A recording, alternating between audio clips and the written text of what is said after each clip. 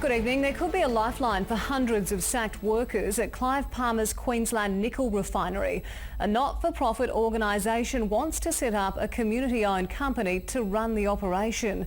Jonathan Lee was at a crisis meeting outlining its plan. Jonathan, how would this work?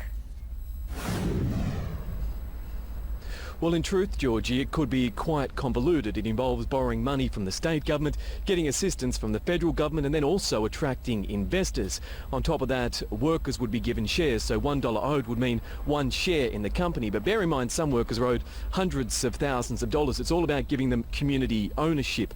But there's still many questions that we don't have answers to. Is Clive Palmer truly looking to sell the refinery? How much is he looking to sell it for? How deep are the pockets of the potential buyers?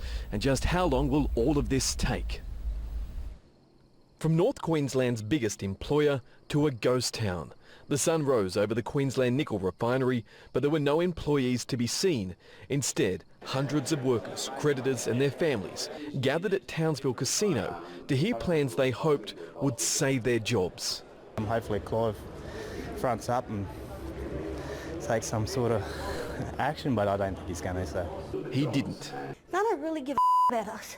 On Friday, Denise Allen's 63-year-old husband lost his job as a boilermaker. You know, he's got experience. He's done it every day for his life.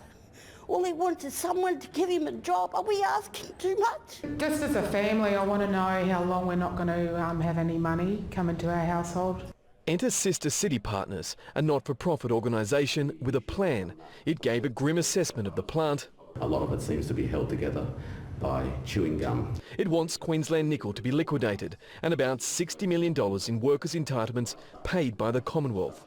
A new community-based organisation called Nickel would then be set up without Clive Palmer. They also proposed the state loan the money with some private investment. The plant would be upgraded and workers given one share for every dollar owed. As nickel prices recover, they can also enjoy the profits on the upside. That could take 5 years, but most would keep their jobs. No one cares about us. We got to care about ourselves. At the end of the day, what we received from the workers was a unanimous show of hands to support the progression of the community buyback proposal in relation to the nickel refinery. They're very informative, so go from there.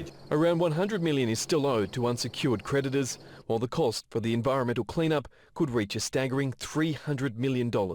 Running a refinery like this requires a lot of money, huh? And I don't know whether people understand that. Not just a lot of money to buy it, but $600 or $700 million every year in turnover. The Premier, though, poured cold water on the idea of state investment. No. Leaving workers back to square one.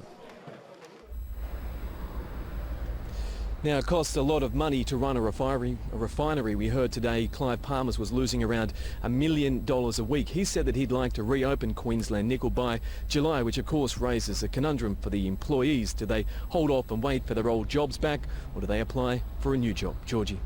Thank you for the update. Jonathan Lee live there in Townsville.